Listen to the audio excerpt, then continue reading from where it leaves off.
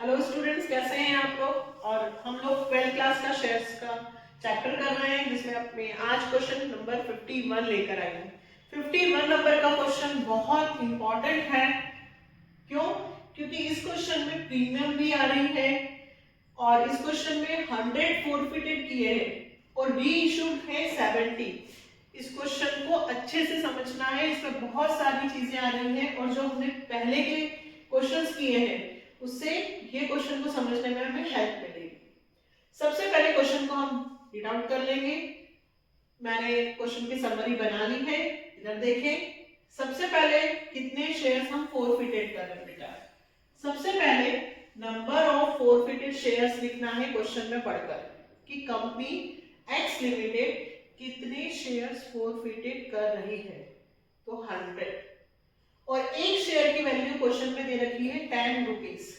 अब देखना ध्यान से, 10 रुपए का शेयर है पर कंपनी ने अभी केवल 8 रुपए ही कॉल्ड अप किए हैं। इसका मतलब कंपनी ने फाइनल कॉल का पैसा अभी मांगा नहीं है। अब 10 रुपए का शेयर है और कॉल्ड अप कितना है 8। क्या सिखाया है मैंने? सबसे पहले वैल्यू दे रखी हो और यदि साथ में कॉल्ड अप मनी दे रखी हो तो हमें इस वैल्यू से कोई मतलब नहीं है। हम शेयर कैपिटल में जो अमाउंट लिखेंगे वो 100 इंटू 8 लिखेंगे।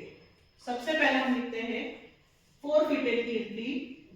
डेट नहीं दी है इसलिए मैंने डेट नहीं लिखी है। Share capital account debit to. अब यहाँ पे किसका पैसा लिखते हैं? जिस पर हमें पैसा नहीं मिलता है, एरियर। लेकिन इस क्वेश्चन में 8 रुपए कॉल्ड के बाद एक और बात बोली है कि हमने जो शेयर्स बेचे हैं, इशू किए हैं, वो प्रीमियम पे किए हैं। प्रीमियम कितने रुपए बोला है? 2 रुपए।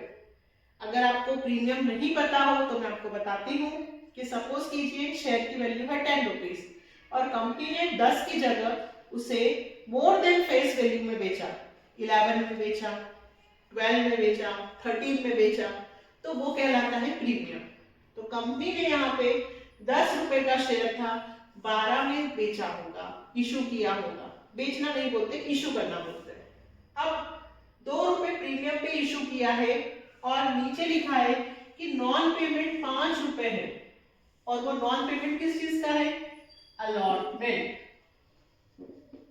एक शेयर होल्डर है, उसने अलॉटमेंट का पैसा नहीं दिया। उसने कितने रुपए नहीं दिए बेटा? 5 रुपए।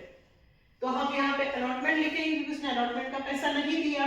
तो मैं यहाँ पे क्या लिखूंगी? टू शेयर अलॉटमेंट, क्योंकि उसने किसका पैसा नहीं दिया? अलॉटमेंट का। अब इस अलॉटमेंट का जो पैसा उसने नहीं दिया, ध्यान देना, उसपे उस साथ में प्रीमियम भी है। दैट मीन्स उसने प्रीमियम का पैसा भी नहीं दिया। जब कोई शेयर होल्डर प्रीमियम का पैसा भी नहीं देता है, प्रीमियम पर एरियर होता है, यहाँ प्रीमियम का पैसा भी उसने नहीं दिया है। देखो, नॉन पेमेंट प्रीमियम, यानी कि उसने प्रीमियम का पैसा नहीं दिया है, तो हम यहाँ पे सिक्योरिटी प्रीमियम अकाउंट भी लिखेंगे। आपको इतना याद रखना बेटा कि जब भी क्वेश्चन में प्रीमियम हो तो आप सबसे पहले क्वेश्चन को पढ़कर ये देखना कि क्या उसने प्रीमियम यानी कि अलॉटमेंट या प्रीमियम जहां पर भी हो उसका पैसा उसने दिया है या नहीं दिया है। अगर नहीं दिया हो तो फिर आप यहाँ लिखना। तो फिर क्वेश्चन उठता है, मैडम अगर उसने प्रीमियम का पैसा दे दिया तो हमें कोई मतलब ही नहीं है, लिखना ही नहीं है। हमें सिर्फ तब ध्यान रखना है जब प्रीमियम पर एरियर हो, तो हमें प्रीमियम भी यहाँ लिखना है। शेयर अलॉटमेंट पे पैसा नहीं मिला और आगे का अमाउंट शेयर फॉर फीचर। अब अमाउंट की बात आती है। पहला अमाउंट, कितने शेयर फोरफिटेड है? 100। कॉल्डर कितना है? 8, तो 100 इंटू 8, 800। फिर प्रीमियम कितने से बेटा? 2 रुपए। तो हर बार इंटू किससे होगा? नंबर ऑफ शेयर से। 100 इंटू 2, 200। फिर अलॉटमेंट भी कितने से है?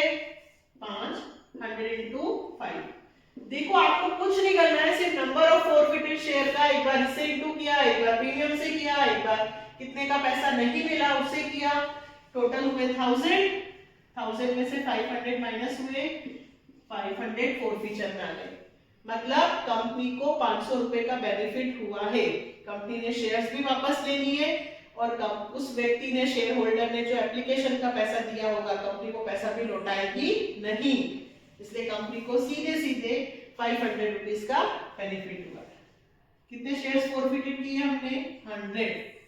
100 shares are forfeited at the rate of 8 rupees share holder. First entry. Second, अब सेकंड किसकी बनती है? री इशू। अब बात आ रही है, आपने कितने शेयर को फॉरफिटेड किया? 100 और री इशू कितने हुए? 70 शेयर, वैल्यू वही है 8 रुपए, लेकिन अब कितने में बेचा है? 7। 8 रुपीस का शेयर हम 7 रुपीस में बेच रहे हैं। रीइशू की एंट्री क्या होती है? बैंक अकाउंट डेबिट, लॉस हो रहा है कंपनी को तो share forfeiture account debit to share capital account. अब यहाँ प्रीमियम से हमें कोई लेना देना नहीं है, यहाँ प्रीमियम को कुछ नहीं करने वाले, सिंपल सा फंडा है। शेयर की वैल्यू कितनी है? 8, हमने कितने में बेचा? 7। कितने शेयर्स? 70। यहाँ कौन सी वैल्यू लिखते बेटा? एक्चुअल वैल्यू 70 इंटू कितनी है? 8। यहाँ पर भी 8 ही थी।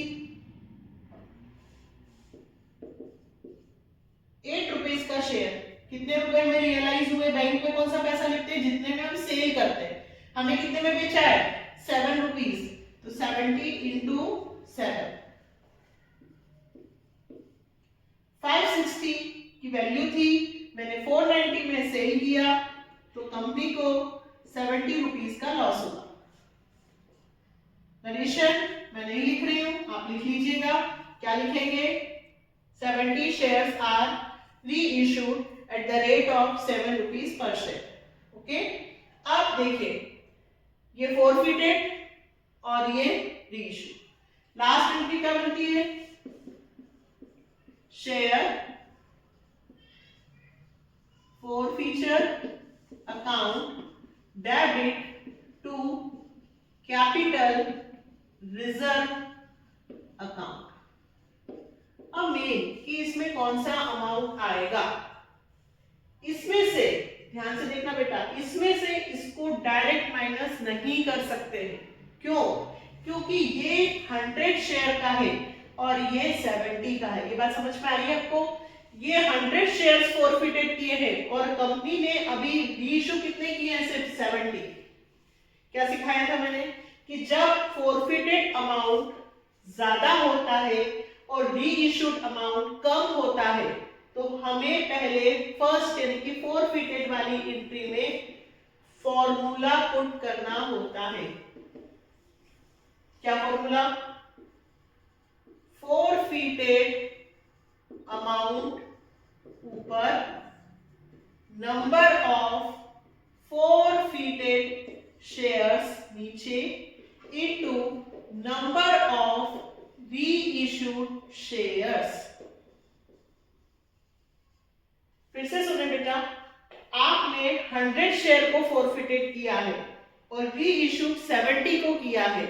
हम डायरेक्ट इसमें से इस अमाउंट को माइनस नहीं कर सकते हैं, ये 100 शेयर की वैल्यू को 70 पे लाना होगा।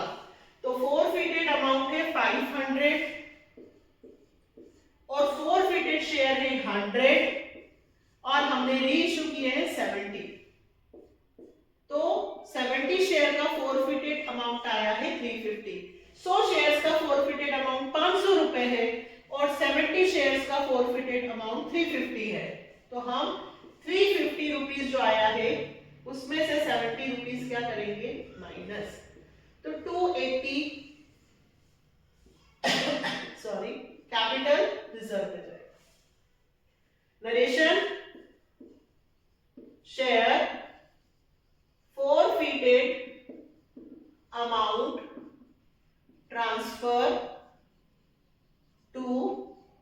Capital reserve. फिर से सुनो एक बार, हमने कितने शेयर्स को फोरफिटेड किया था? 100।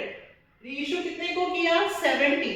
तो हम इसमें से इस फोरफिटेड को डायरेक्ट माइनस नहीं करेंगे। कैपिटल रिजर्व में पैसा कैसे जाता है? इसमें से इसको माइनस करके। लेकिन इस क्वेश्चन में यहाँ पे 100 से है और ये 70 से है, तो पहले इसको 70 पे लाना होगा। तो 70 का फोरफिटेड कितना था? 350। तो 350 में से 70 माइनस करेंगे, ना कि 500 में से। फोरफिटेड, रीइश्यू और कैपिटल रिजर्व। बहुत अच्छा क्वेश्चन है, प्रीमियम था। हमने क्या सीखा इस क्वेश्चन में कि यदि प्रीमियम का पैसा नहीं मिलता है, प्रीमियम पे एरियर होता है, तो हम प्रीमियम जितने रुपए से हो उतने से मल्टीप्लाई करेंगे और प्रीमियम को क्या करेंगे बेटा? डेबिट। ओके, ऐसा एक और क्वेश्चन मैं लेकर आपके सामने नेक्स्ट वीडियो में आपके पास मिलती हूँ। अगर आपको मेरा पढ़ाया हुआ समझ में आ रहा हो तो प्लीज चैनल को सब्सक्राइब, लाइक एंड शेयर जरूर कीजिएगा। ओके, देन नेक्स्ट वीडियो में मिलते हैं। बाय।